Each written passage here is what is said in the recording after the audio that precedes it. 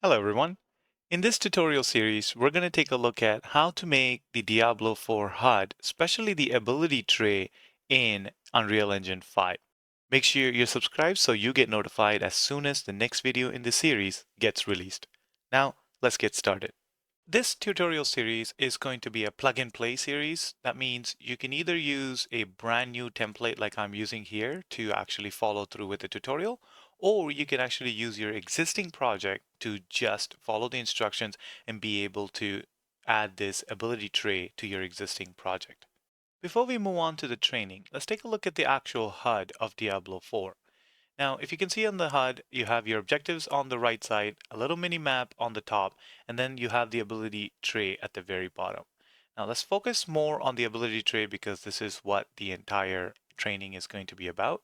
So this ability tray, as you can see, you have all of your abilities in these nice little squares in there, and then also the input action right below it. And you have a bar on the top showing your XP, and also your level is indicated there as well. In the middle, you can actually see one of the ability is on cooldown, and it's actually showing you how long before the ability is available to use again. And also the image is a little bit dull. It's actually blurred, and then it would actually unblur itself as the cooldown comes down.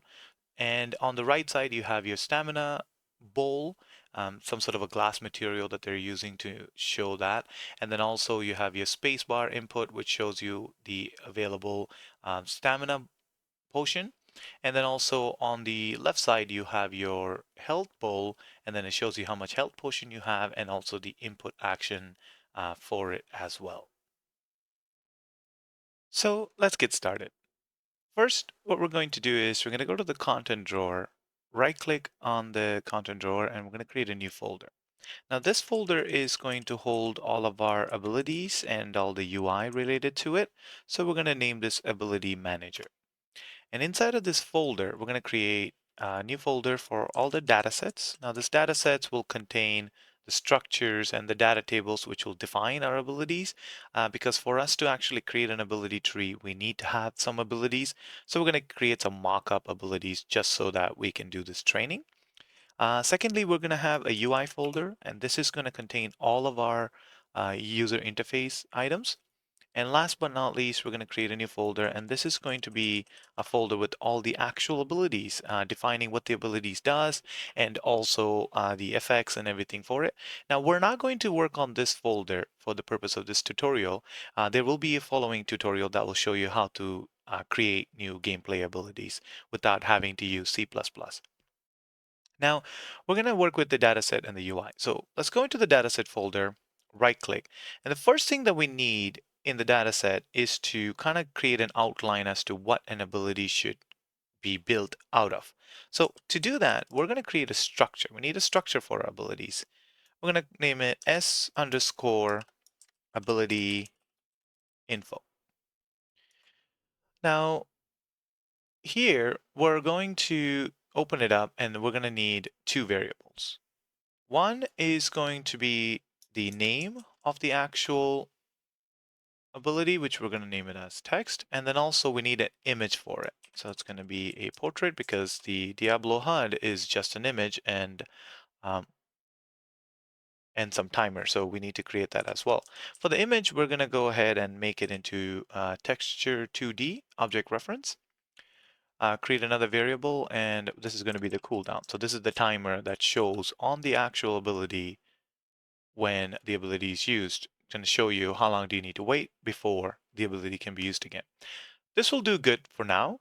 We're going to go back to the content drawer where the structure is sitting. We're going to right click and we're going to go into miscellaneous, and there's going to be an option for data table. Now the data table basically adds all of the details that we just defined in the structure. So if you click on data table, it's going to ask you which structure do you want to use. So obviously we want to use the S ability info, and it's at the very bottom here. I'm going to click it, or you can even search for it, S underscore ability info. It's right there. Press OK. We're going to name this DT underscore abilities, or we can call it ability details, right? And now we're going to go into this data table, and the data table looks pretty empty and looks like there's nothing in here because we haven't really added anything here. So the only thing that you need to do here is click on add, and this will give you the option to fill in your ability information. For the purpose of this training, we're going to just come up with some random ones. And also, I went to the Epic Game Launcher and I purchased the TCG card template. It wasn't too expensive. The reason why I purchased this TCG card template and I've added to this project is it can actually give us some icons that we need in here, which I absolutely enjoy. These are wonderful looking icons, and I'll be using this for the purpose of this tutorial. And for my Patreon members, I will share these images with you if I'm allowed to. So let's get started here. So we're gonna go and first make one called Ice Blast. And I see there's a spell Frost here. I'm gonna use this as our icon, and I'm gonna make a cooldown 7. And I'm gonna create a new one, and we're gonna call this the Fire Blast. Of course, if there's an Ice Blast, there needs to be a Fire Blast. Name this here, and then we'll make this cooldown like 2 seconds. We'll create another one, and we'll call it the Aqua Blast, right? I know these are some generic terms that I'm using here, and you can choose to name it whatever you like to name it. And then spell water, and I'm going to make this like 7 seconds. So we got some differences. So as you can see, actually we already have a 7 seconds. So let's make this one like 5 seconds, right? Well, we're only going to have 3. And then this list, you can just keep expanding more and more, add more and more to this list. And because we're going to make it into an expandable ability tree icon, as you add more and more abilities to this data table, your entire code will ensure that it picks up on all of the abilities that you have defined here.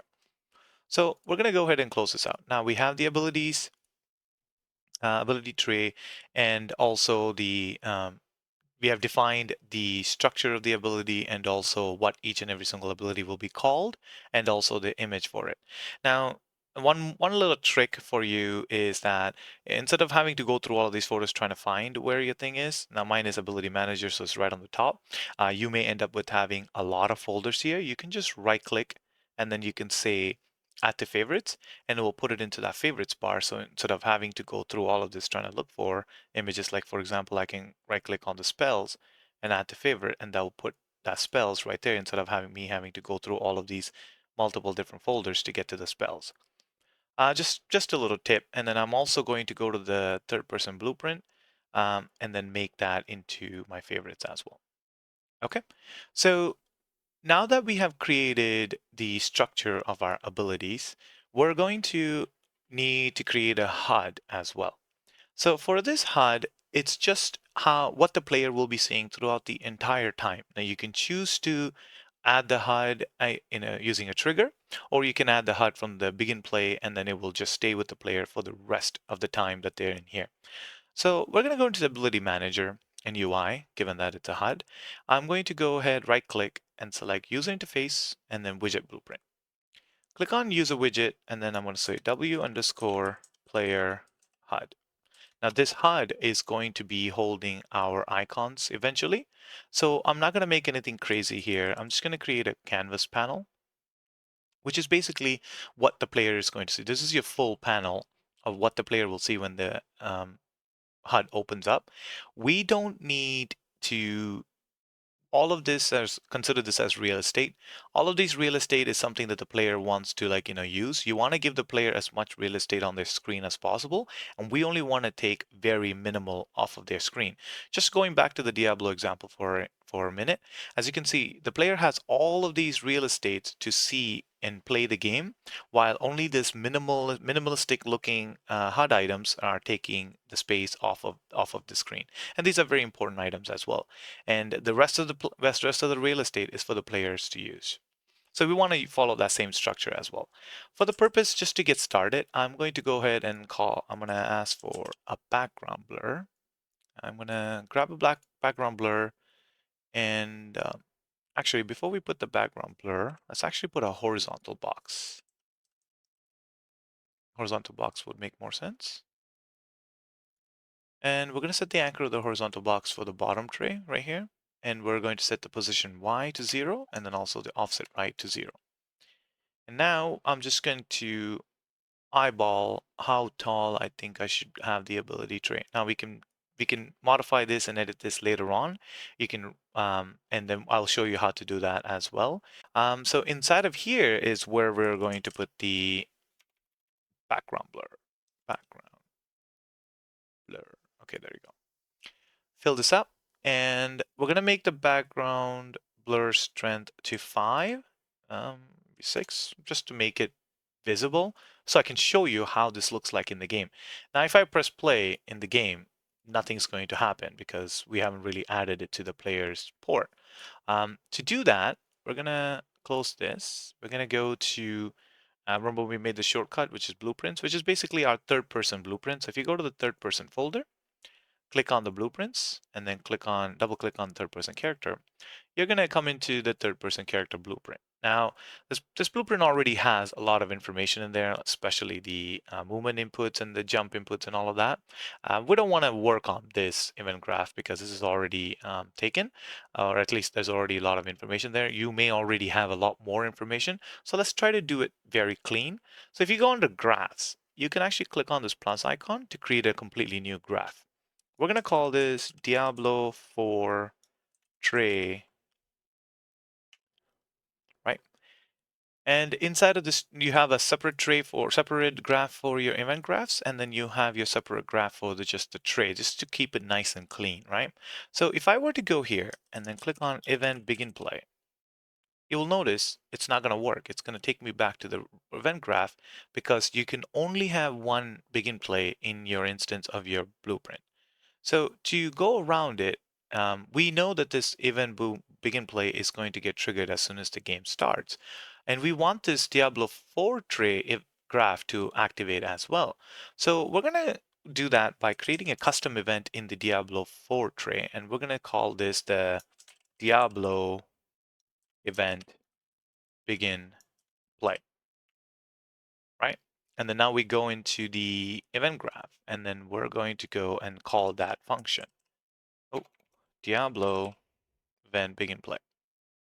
Okay, so what this does now is as soon as the game starts, the event begin play will fire, and that will also initiate our Diablo 4 tray, specifically this function. And we can use this as our begin play for this Diablo 4 tray. So what I want to do is I want to go ahead and keep this nice and clean. So I'm going to use functions to keep all of our code and everything nice and organized.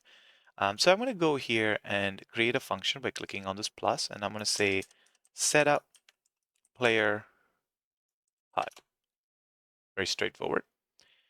What this is going to do is we're going to go off of this, and then we're going to say create widget. And the widget that we need is the player HUD that we just created. So if you go into Ability Manager, UI, you have the player HUD. You can click on it. If you try to drag it and drop it, it won't work. That's because this is a blueprint class, and that's actually the class reference that we're looking for, not the actual widget reference. So that's why we're just going to click on this player HUD, and when you click on it, it'll get the class reference of that HUD, not the actual HUD itself. And then now what we can do is we can actually promote this to a variable. We're going to promote this to variables because this HUD, we're going to possibly call it multiple times throughout this entire tutorial. So instead of having to create the HUD every single time, we would just use this reference. So I'm going to go ahead and rename this reference saying player HUD underscore, a player HUD widget. There you go. Just to make it nice and simple. And we're going to say add to viewport. Okay. Now what this is going to do is it's going to set up the player HUD. Now when I go on to our Diablo event begin play, I can just grab this function, drop it in here, and that should fire. So let's take a look at it. There it is. There is the background blur at the very bottom that is actually taking the real estate for where the tray will sit, and it's not intruding with any of the player's view. So I think this is a very good spot for us to stop this tutorial and then move on to the next video, just to keep it nice and tight and clean. I don't want to make these tutorials way too long for you folks to follow. I want to make it nice and short so you can continuously do different sections of it as you need, rather than having to find which section you're looking for through like, a 2-hour video or such. If you do like this content, please do subscribe to my channel so you'll be notified as soon as the next video gets released. And also, if you have any questions regarding this so far, please feel free to use the comment section to post your questions, and I'll be more than happy to look at it and answer it.